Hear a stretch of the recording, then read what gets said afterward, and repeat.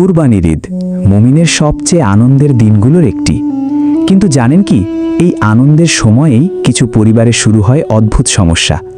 হঠাৎ অসুস্থতা, অকারণ ঝগড়া, ভয়, অস্থিরতা আর অশান্তি। অনেকে বিশ্বাস করেন জিন জাদুতে আক্রান্ত কিছু মানুষের ক্ষেত্রে কুরবানির সময় এসব সমস্যা বেড়ে যেতে পারে। বিশেষ করে কেউ কেউ কুরবানির গোশত খাওয়ার পর শ্বাসকষ্ট, আতঙ্ক বা অস্বাভাবিক আচরণ অনুভব করেন।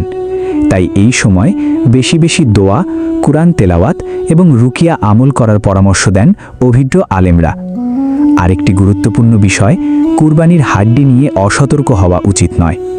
একটি হাদিসে এসেছে, আল্লাহর নাম নিয়ে জবাই করা পশুর হাড্ডি জিনদের রিজিক হতে পারে। তাই যেখানে সেখানে হাড্ডি ফেলা বা অপবিত্র স্থানে নিক্ষেপ করা থেকে বিরত থাকা ভালো।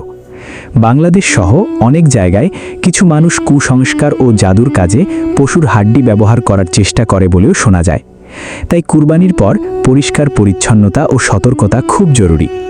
আর খেয়াল করেছেন, ঈদের দিন ছোট বিষয় নিয়ে বড় ঝগড়া হয়ে যায়। মুড সুইং, রাগ, অশান্তি, যেন আনন্দটাই নষ্ট হয়ে যায়। এমন পরিস্থিতিতে ঘরে সূরা বাকারা তেলাওয়াত চালু রাখুন, সকালের সন্ধ্যার মাসনুন আমল পড়ুন আর আল্লাহর কাছে বেশি বেশি দোয়া করুন। মনে রাখবেন, সব সমস্যার চূড়ান্ত সমাধান একমাত্র আল্লাহর কাছেই। আল্লাহ আমাদের সবার কুরবানি কবুল করুন, সব ধরনের অশান্তি ও ক্ষতি থেকে হেফাজত করুন। আমিন। ভিডিওটি উপকারী মনে হলে শেয়ার করুন, আর ইসলামিক এমন ভিডিও পেতে ফলো করতে ভুলবেন না।